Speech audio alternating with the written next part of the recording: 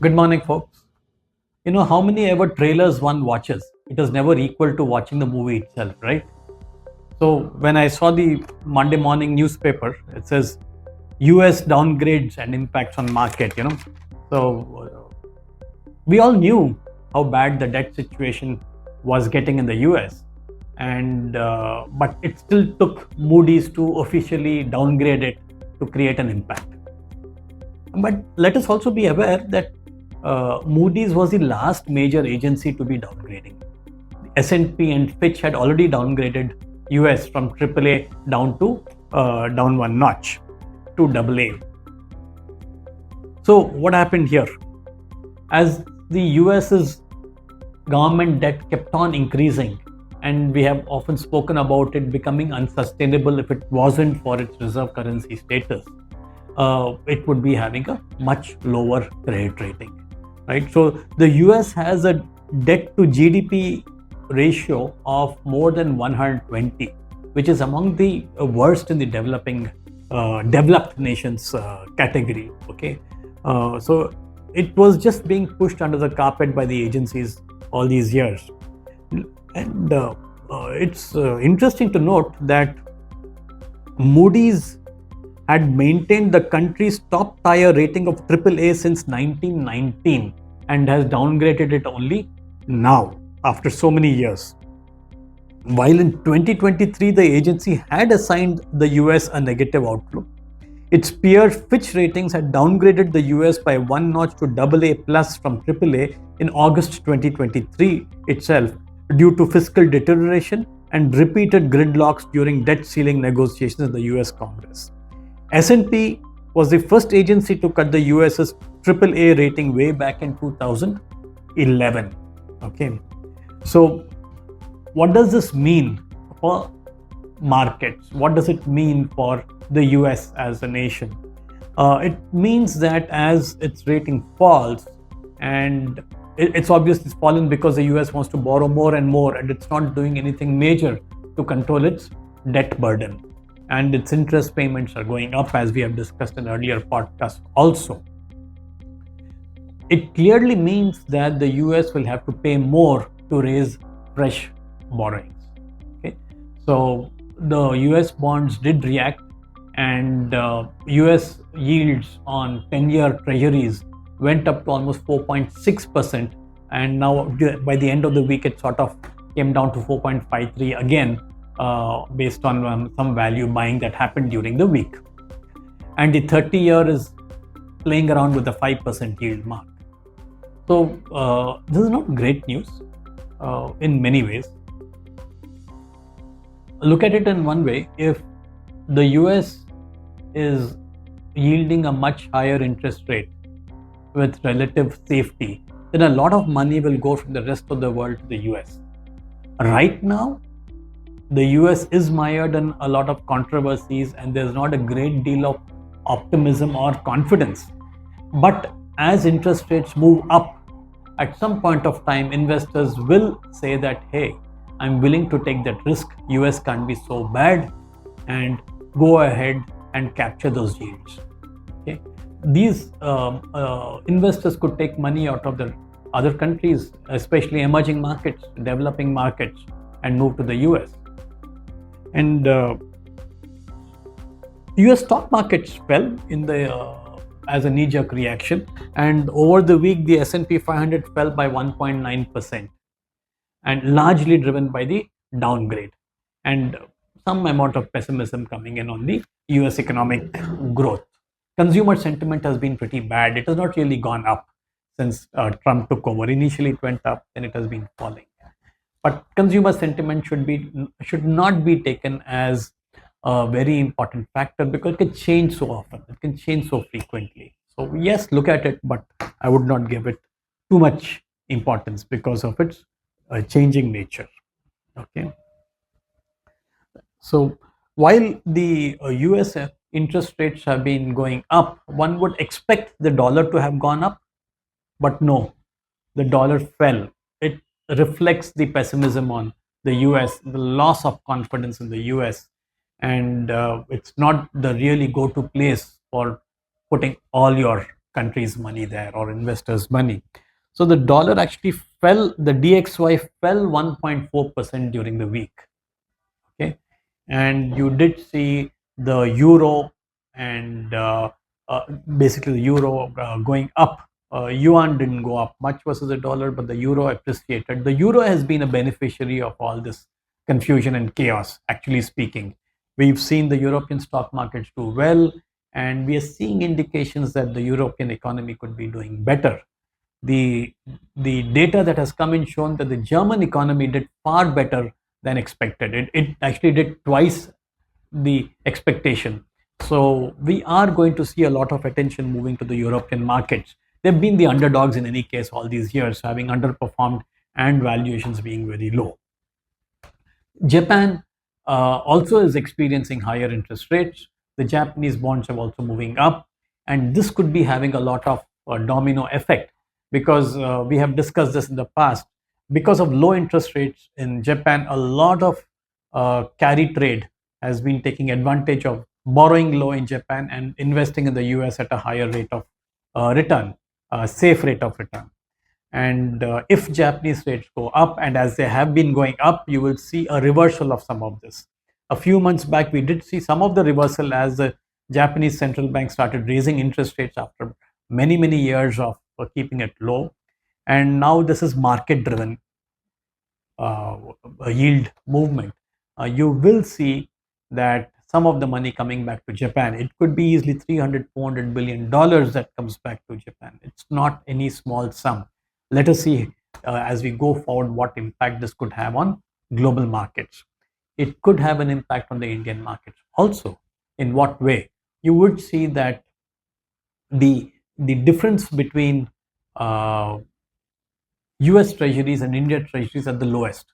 Now it's only about 1.6 to 1.7% the difference between a US 10-year government treasury and the Indian 10-year government sovereign yield. This is the lowest that we have seen ever.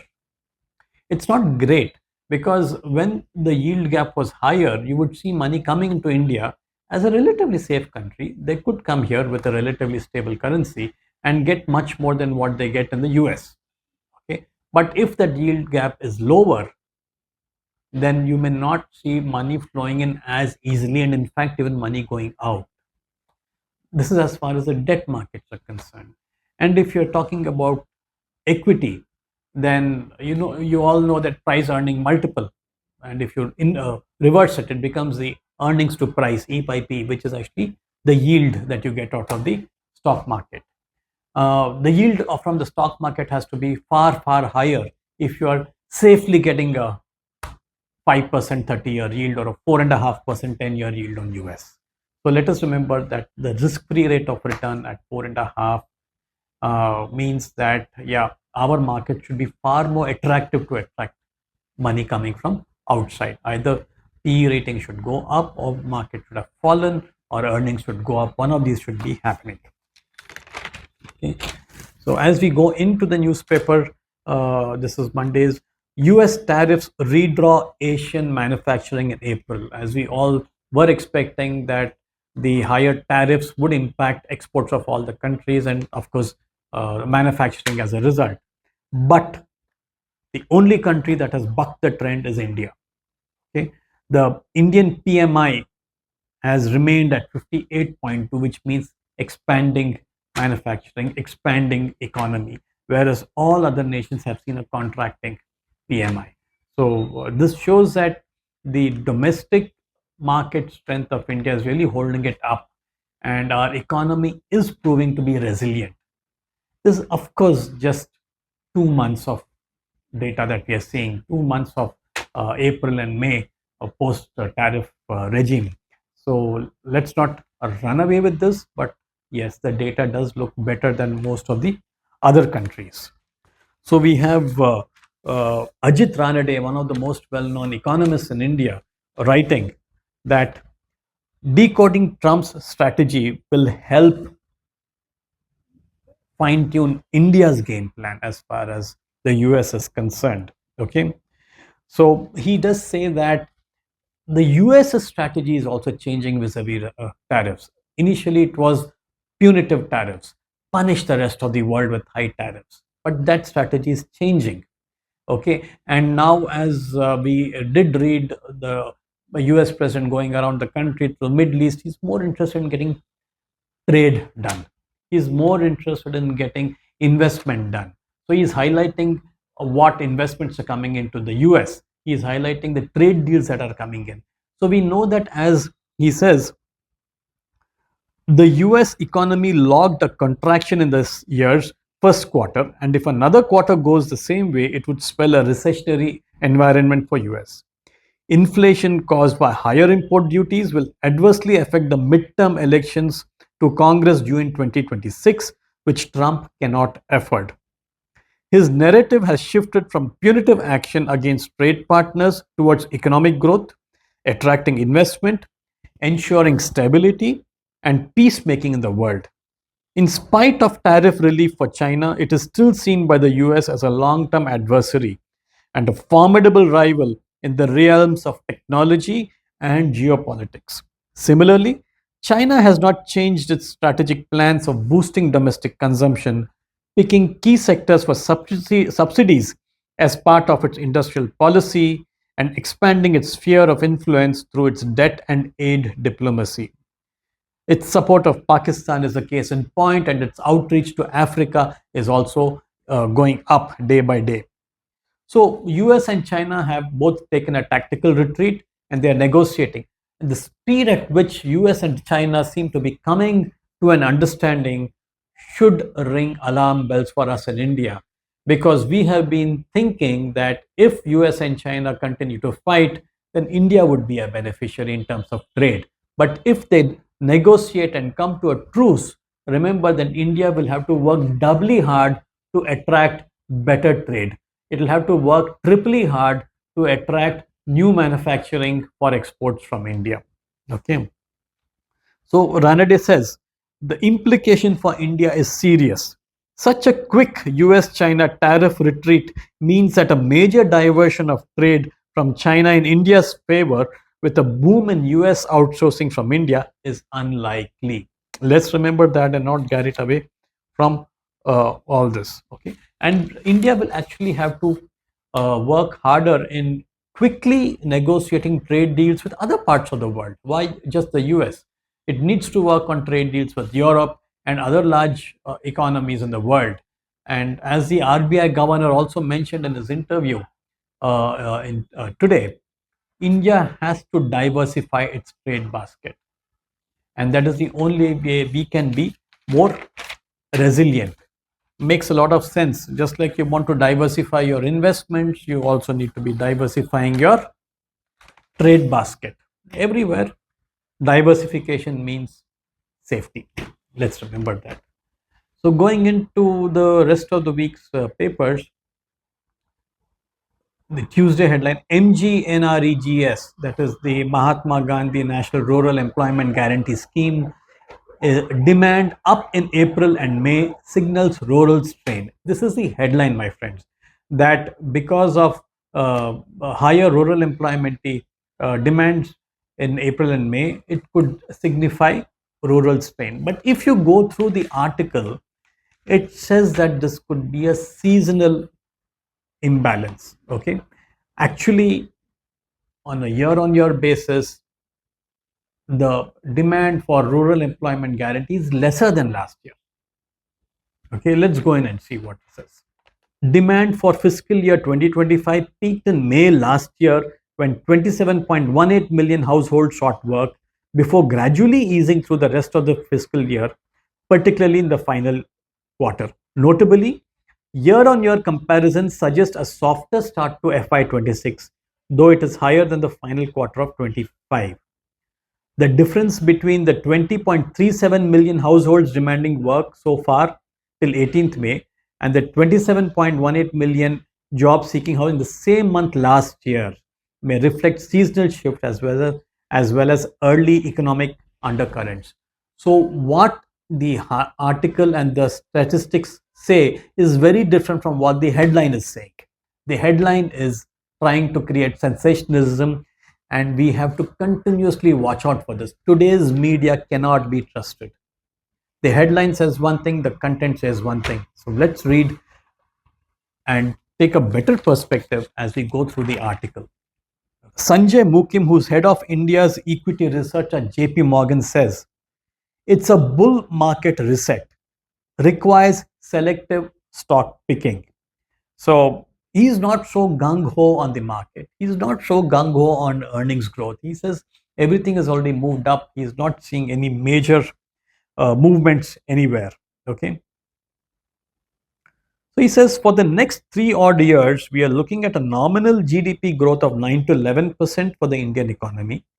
While we no longer have any room for further fiscal stimuli, there is some monetary policy support from the RBI that is coming in.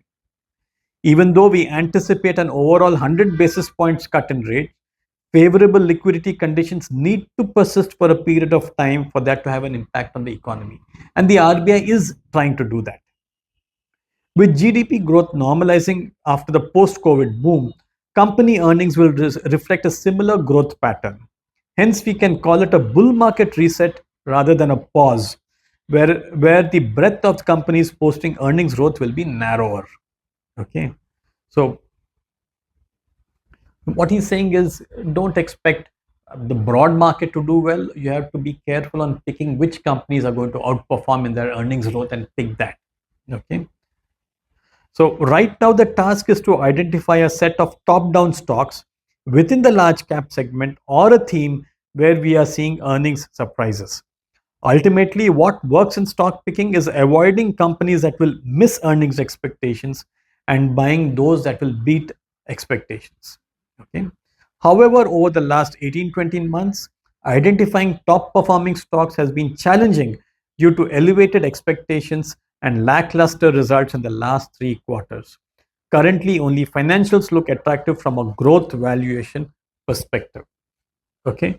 And he says so far, results have been very lackluster. We are seeing very few beats this quarter, while there have been a few that have delivered more than expected earnings. Changes to 12-month earnings projections matter more to stock prices. So earnings growth not looking great. Identifying stocks is going to be more and more difficult. And in general, the sense we get is that all assets are either fairly priced and more than fairly priced. Whether it is equities, within equities, we think that mid and small are overpriced. Large cap is also no longer as cheap as it was a few weeks ago. Gold has run up.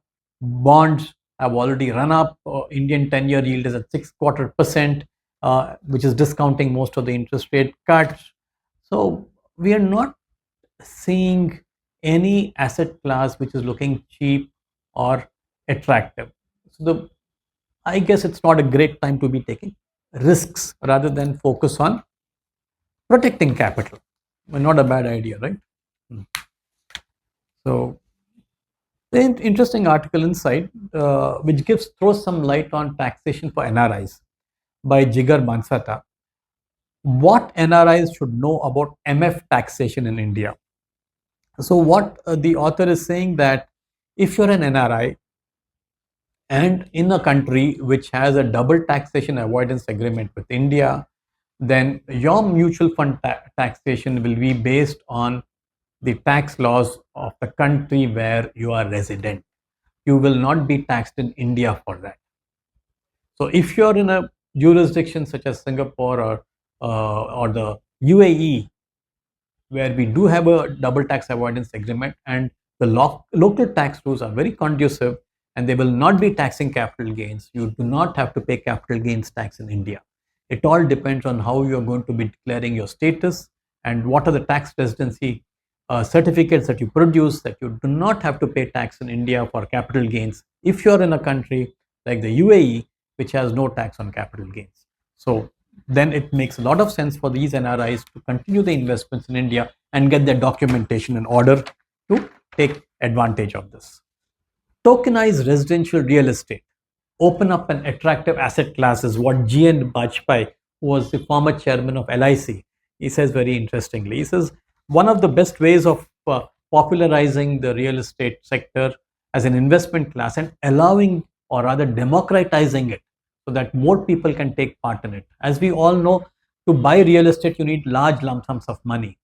Okay, and in between, you did have a trend of fractional investment, which is still not really taken off because of various legal issue and trust issues. But tokenizing it could be a way forward, is what GN Bajpai says. So he says, how to democratize real estate ownership. The tokenization of residential real estate offers a transformative solution. By converting property ownership into tradable digital tokens on secured blockchain technology networks, we can address several long-standing challenges. Fractional ownership could be introduced by splitting properties, just like stock splits, into affordable digital tokens, thus allowing investors to participate even with modest capital. This will boost asset liquidity enormously. Trading of digital tokens would obviate the long and cumbersome process of buying or selling physical property. This investment option will be an ideal blend of safety, liquidity, and returns. Seems fabulous, right? Seems ideal.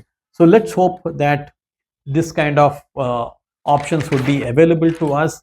I do believe there are a couple of platforms offering this. One will have to study carefully whether it truly is offering safety, liquidity, and returns.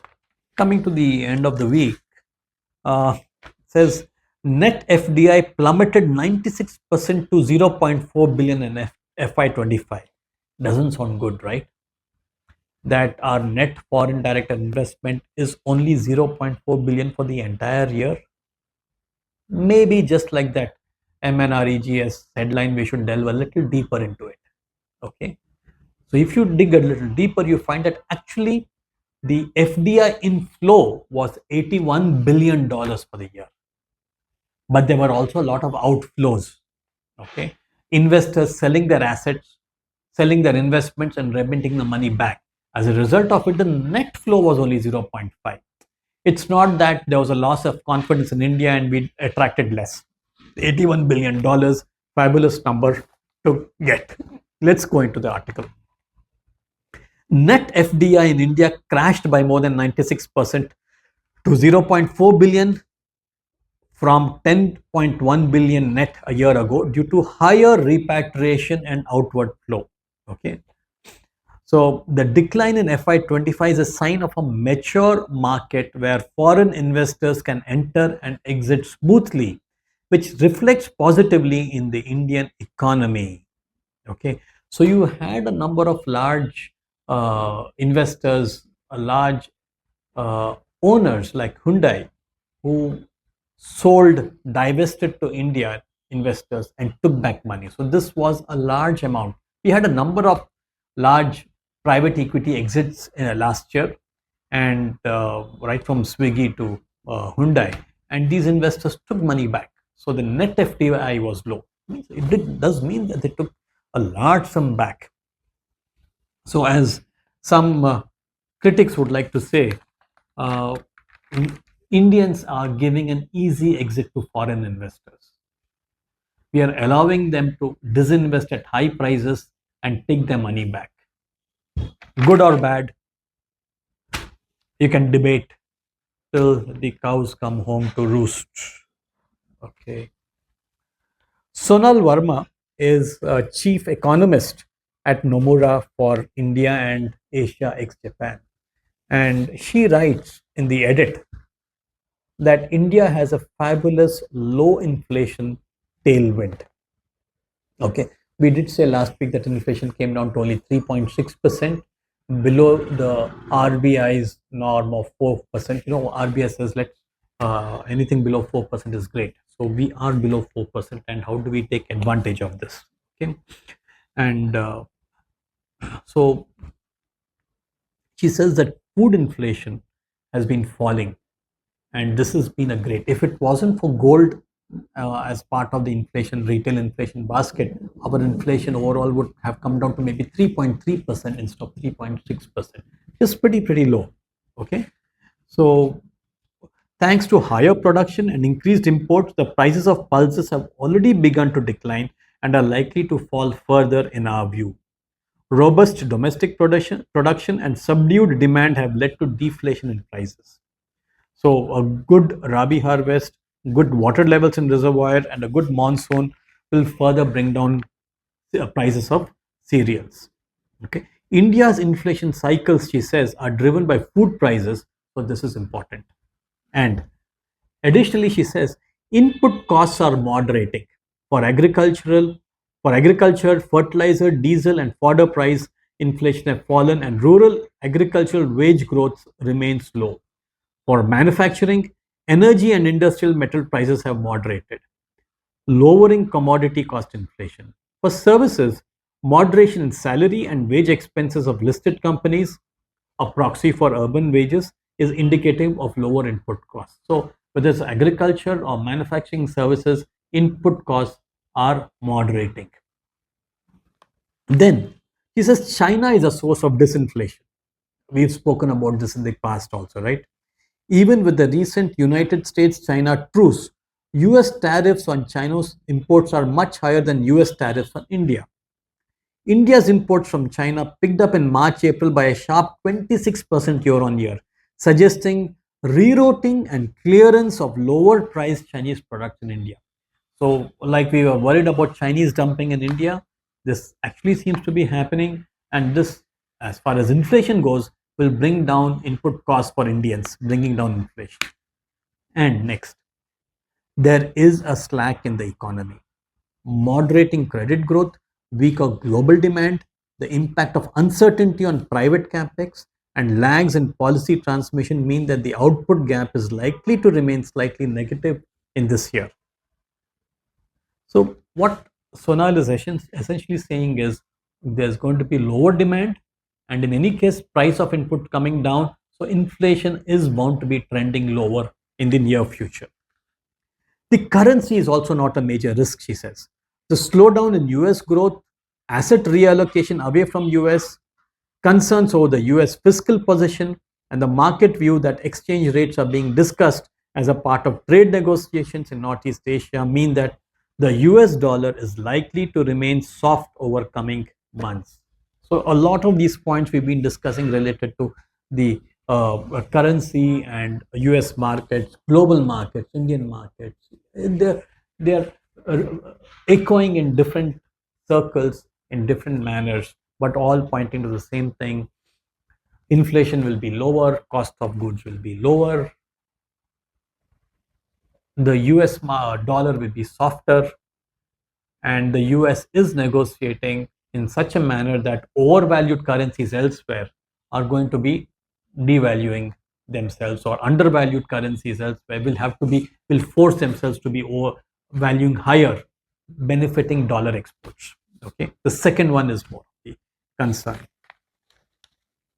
The RBI governor had given a long interview, and some nice important things that he said. He says that India will remain the fastest growing major economy with its 6.25%, kind of growth trajectory on real terms, and a nominal, we know it will be around 9 to 11 band. Okay, so that confidence we continue to have. And as far as interest rates are concerned, he says that in the last monetary policy, he stated clearly that RBI had shifted an accommodative stance, which means that there would be sufficient liquidity given to the market, and based on inflation and growth trends, they can look at more interest rate cuts during the year. So accommodative means either status quo or falling but not rising. So this is what we can think. And Indian bond yields have reacted to these statements over the last few days, and yields have fallen to 6.25%. So if you were invested in bond mutual funds which had longer duration paper, you did benefit out of the rise in prices of these bonds. A long-standing worry has been mis-selling by banks to retail investors, mis-selling of investments, mis-selling of insurance, and this has been taking on such a bad proportion. The governor is finally saying that we need to look at it and redraft the boundaries and rules for all these things. And of course, he says there is a banking ombudsman. If anybody sees mis-selling, they can go to the ombudsman and report it. But I seriously hope that this mis-selling by banks on investment products and insurance products will come down. Okay, and he says that KYC rules will be made better. Even though there is a central KYC, all retail investors, account holders are forced willy-nilly to continuously providing fresh documents in the re-KYC instead of going to that central KYC and saying this person is already having a KYC registered. Just take that data and do it. No, banking systems are still not upgraded enough to do this, and this has been going on for a while. The governor says that hopefully over the next couple of months, fresh guidelines will be issued, easing the trouble that retail investors have to go through on the KYC. So gold went up 3.3% during the week. It did correct a bit from the peaks that we saw when the US-China trade deal seems to be going well and other trade negotiations seem to be going well. Uncertainty reducing, gold fell, but this week it went up again after the Moody's downgrade of the US debt. Where does one go?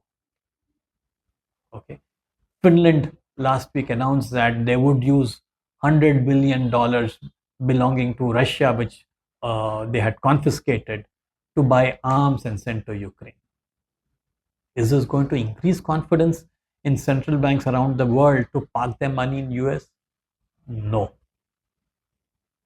Countries will have to look for alternate ways. It's going to be a very difficult thing. Okay, a neutral currency is what everybody's searching for. Is gold that neutral currency? So far, that's what people seem to be thinking, that gold is a neutral currency, but the availability of gold is not as much to allow all countries to put all their forex reserves in gold. Crypto has been going up. Bitcoin has crossed that mark and almost 6% up during the week.